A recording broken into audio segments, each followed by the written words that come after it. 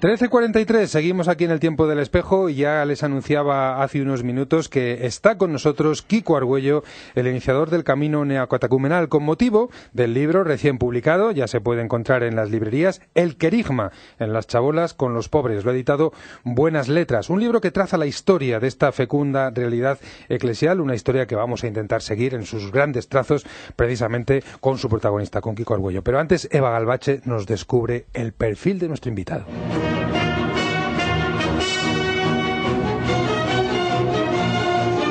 No es consagrado ni sacerdote, sino laico que hace ya más de 40 años decidió dedicarse plenamente a Jesucristo y a la evangelización.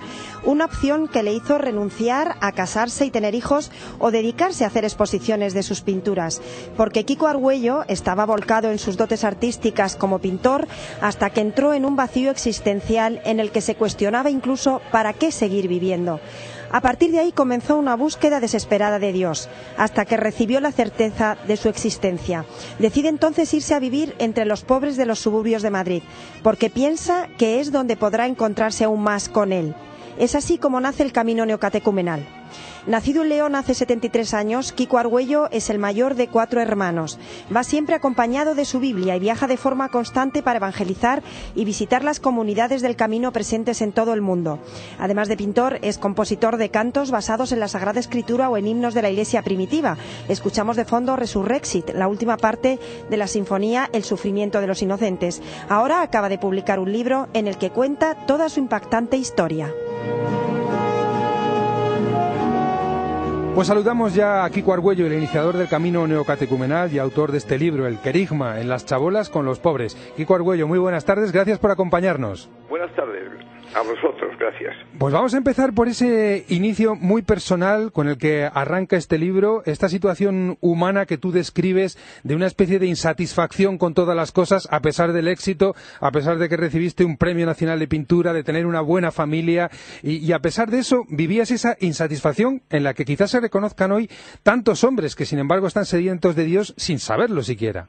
Bueno, me encontré con una situación al pasar de mi familia un poco a la universidad, en un ambiente completamente un poco de izquierdas. Todos mis amigos eran pintores, uno era comunista, el otro... Yo me encontré en una serie de preguntas y rápidamente me di cuenta de que lo que yo había recibido en la primera comunión en el colegio no era suficiente para responder de una forma existencial al problema crucial de la existencia. ¿Dios existe o no existe?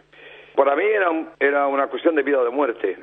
En el existencialismo un poco de Sartre encontré una respuesta al absurdo, o sea, que tengo que aceptar ser valiente en la vida y pensar que en esta vida yo no existía, ahora existe, mañana ya no existiré, y tengo que aceptar esto de una forma pues existencialista, o sea, existencialmente coger la vida en peso, con valentía, sin inventarme ninguna religión ni ningún cuento de hadas. Luego además me sorprendía que la gente vive normalmente, pero no se preguntan demasiado esta problemática tan existencial. Pero ¿quién soy yo? ¿Quién me ha creado? ¿Qué es el mundo? ¿Qué es la vida? No sé, ahora veo que ha sido Dios que me ha puesto como una manta mojada que no me permitía respirar.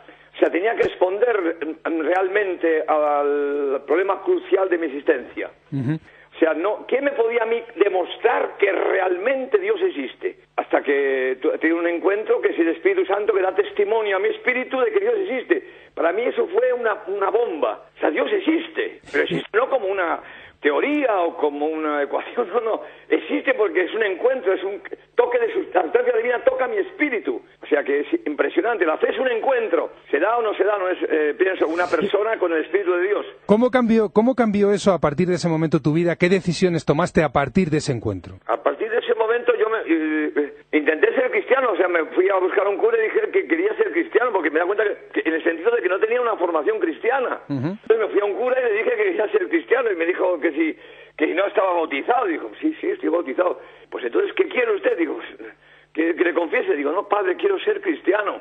Quiero que me formen, o sea, no sé, me di cuenta que no tengo una formación verdadera, auténtica. No sabiendo qué hacer conmigo, me invité a ir a un cursillo de cristiandad, que me ha servido mucho el cursillo porque me quitó muchos prejuicios que yo tenía de toda la izquierda española, contra el Papa, contra las estructuras, contra el dinero de los curas. Cuéntanos cómo fue la experiencia de irte a vivir en una chabola, de estar con los más pobres de entre los pobres, y cómo te marcó eso en tu experiencia de fe y en el camino de la fe. Para mí, una de las etapas más importantes de mi vida es el encuentro con el sufrimiento de los inocentes. Este encuentro para mí fue fundamental. Cuando, a través de una serie de circunstancias, voy a un barrio terrible y allí me encuentro, pues es como bajas a unas catacumbas, a una cloaca, o bajas ahí. Que yo, como era un chico, digamos, de una familia burguesa, bien, te quedas horrorizado frente al sufrimiento de los otros. Mujeres que son violentadas, chicas que están horrorizadas. O sea, ahí entonces me di cuenta que había ahí una presencia de Jesucristo muy grande. Después, cuando esto me tocó tan profundamente que ya no podía vivir normalmente en el mundo. Es como uno que quiere ser monje. No me interesaba ya ni la pintura ni nada. Me interesaba nada más que estar a los pies de Cristo crucificado en adoración. Cogí, me fui a vivir en una barraca, en una zona muy difícil, que estaba llena de kinkis. Ahí me metí en una barraca allí dentro con los perros y ahí estuve. ¿Entiendes? Y entonces, pero me pidieron rápidamente los gitanos que les hablara de Cristo, y yo decía, pero que no tenía ganas, no tenía... Tú dices que empezaste a predicarles como los apóstoles, que aprendiste a predicar como los apóstoles. ¿Qué quiere decir eso? ¿Cómo predicaban los apóstoles? No, eso me preguntaba yo. Entonces yo me preguntaba, pero ¿cómo predicaban los apóstoles? Y doy cuenta ahí eso de que una cosa que Festo le dice al rey Agripa: tengo aquí un prisionero que me gustaría que lo vieras, que es muy interesante. Habla de un muerto que ha resucitado. O sea que de todas las cosas que Festo hablaba con Pablo, que le interesaba, que era un intelectual, Pablo, y le interesaba mucho hablar con él, la única cosa que había entendido ese pagano es que Pablo hablaba de un muerto que ha venido del cementerio, un resucitado. Ahí fue un punto fundamental para encontrar las claves del querigma, que no son sermones, sino... la iglesia anuncia un hecho. Un hombre ha venido del cementerio, ha resucitado. Una gitana me decía: ¿usted qué está hablando? ¿Usted la ha visto? Decía. Entonces Dios nos ha ido ayudando en medio de aquel ambiente entre gitanos y tal, nos ha ido ayudando a encontrar a pergeñar un querigma, una síntesis teológico-catequética verdadera que sirva para la gente pobre, que son las catequesis que tiene el camino hoy en todas las parroquias. Háblanos de ese trípode, de esas tres dimensiones: palabra, liturgia y comunidad, que marcan todo el camino neocatecumenal. Los cristianos necesitamos escuchar una vez a la semana la palabra, por lo menos, o en las misas.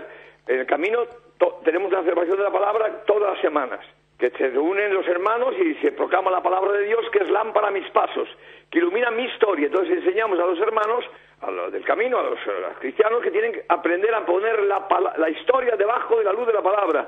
Eso es la palabra. Segundo, la liturgia. O sea que Dios nos habla en la palabra y lo sella con un sacramento, la Eucaristía, que Dios alimenta nuestra vida inmortal con su vida de resucitado que está a la derecha del Padre. Sin ello no se puede vivir cristianamente. Pero esto es para que vivamos el amor, porque el cristianismo tiene un imperativo de Cristo. Amaos, dice, amaos. Entonces, por eso nos decimos que hay que vivir la fe en una comunidad cristiana. ¿Amar a quién? ¿A quién? ¿A todo el mundo? Así, en abstracto. No. Dice San Pablo, fundamentalmente a los hermanos en la fe. En este amor conocerán los secularizados, los paganos, la gente normal, la gente que está afuera, que sois mis discípulos. Y si sois perfectamente uno, el mundo creerá. Háblanos de cómo esa pequeña semilla que creció allí entre los gitanos en las chabolas se fue extendiendo. Primero viajaste a Roma y luego ya, bueno, pues el camino ha llegado a los 5 continentes. Brevemente, descríbenos cómo fue esa extensión. Yo no tengo ningún proyecto de hacer nada, ni de fundar nada, ni nada. O sea, Dios se ha ido delante de nosotros. Primero llevando a Morcillo, el arzobispo de Madrid, a las chabolas para defendernos, que nos querían tirar todos. Después otro vino a buscarme uno que iba a ser diácono, que era de San Fronto y de Zamora allí, ¿entiendes? Y quedó tan impresionado de las barracas que me dijo, le habló a su párroco y me dijo que fuéramos allí. Primero una parroquia burguesa, después una parroquia de campesinos. Tú no te puedes imaginar los campesinos, que estaba todo aquel pueblo todo dividido por la guerra civil, entre rojos y no rojos. Y aquello no se hablaban, aquello un follón, y yo predicando allí a Jesucristo, que había que perdonar. Oye, pues la gente se fueron de casa en casa y empezaron a perdonarse. Fue una cosa impresionante. Me llamaron en Ávila, después en Ávila un monseñor de Roma que me escuchó y se quedó tan impresionado que dice, tienes que venir a Roma, total. Y intenté con él, digo yo, ir a las parroquias, hablar un poco de la necesidad de una iniciación cristiana en las parroquias, que era mi experiencia. Hay mucha gente que se ha ido de la iglesia y si quiere volver necesita una iniciación cristiana que no hay. Todo de nada. Y me dijeron que sí, que eso está muy bien para España. Allí no necesitamos que tenga nación católica. Entonces le dije a este monseñor italiano, yo me voy a vivir entre los pobres a esperar que lo que Dios quiera. ¿Y se repitió la historia? Sí, lo repetí. Vamos a hablar, si te parece, para terminar, Kiko, de la nueva evangelización, de esta misión que ahora también el Camino Neocatecumenal está contribuyendo a realizar en la línea de lo que el Papa nos está marcando. Gente, sí. Eso que dice Jesucristo, amaos como yo os he amado, en este amor conocerán. También Juan Pablo II dijo en el simposio de los obispos europeos en el año 65, presentó toda la situación de Europa, habló hasta de apostasía de la Europa, lo que está pasando en toda Europa, que están destruyendo la familia. O sea, lo que hay que comprender bien, por eso es muy importante el encuentro que tendremos el 30 de diciembre en Colón sobre la familia, porque estamos andando hacia lo que está pasando en Suecia. En Suecia en estos momentos ya no hay familia y todo el mundo vive solo, entonces el mismo gobierno no saben qué hacer, porque la gente que vive sola come solamente la economía se viene abajo, todos viven etcétera. O sea que... ¿Y cómo os hacéis presentes en un contexto como ese? En un contexto como ese, entonces nosotros, lo que dice Jesucristo, porque dijo Juan Pablo II a los obispos, a esta situación tan terrible, pero dijo, pero el Espíritu Santo ya está respondiendo, hay que volver al cenáculo, hay que volver al primer modelo apostólico. Los primeros cristianos, una vez que fueron expulsados de las sinagogas, vivían en las casas su fe, y era tan fuerte su presencia, su amor, que la gente que estaba en torno quedaba impresionadísima de cómo se querían. Hoy la gente no va a la iglesia, pero le interesa mucho amar, pues la gente está muy sola. Entonces nosotros llevamos familias con sus hijos, con 10 hijos, con 12, porque tenemos muchos hijos, gracias a Dios, jóvenes fantásticos, y empiezan a vivir en Estocolmo. Y rápidamente los chicos en la escuela, amigos, llevan a su familia. Cuando llegan los chicos de su escuela y ven una familia con padre, la madre y hermanos, se quedan alucinados, porque están todos separados. No hay familia. Y en el fondo hay un eco en estos jóvenes que ojalá tuvieran una familia así, ¿no? Y bueno, entonces les convocamos, con esas familias, cada uno tiene amigos, y el vecino les convocamos una catequesis. Tenemos un salón grande, no hace falta una iglesia, y vienen, por ejemplo, 17 paganos, todos sin bautizar. Y empezamos a traer el querigma que has leído en ese libro. Sí. Y hay un toque de la gracia del Espíritu Santo, porque escuchan la predicación del querigma, se convierten. Y estamos haciendo las mismas comunidades llenas de paganos. Y empieza para ellos un camino, evidentemente. Claro, un camino que les lleva a la iglesia. Evidentemente. Estamos en Holanda, en Ámsterdam, en Viena, ya en toda Europa. Bueno, pues esta es la historia, el querigma en las chabolas con los pobres, que nuestros oyentes pueden reposadamente leer en este libro, que muy afortunadamente bien tenemos ahora en nuestras manos. Te agradecemos muchísimo que hayas querido compartir con nosotros pues lo que es tu vida. Un fuerte abrazo y muchísimas gracias, Kiko. Claro que sí, tú por nosotros. Un abrazo. La paz.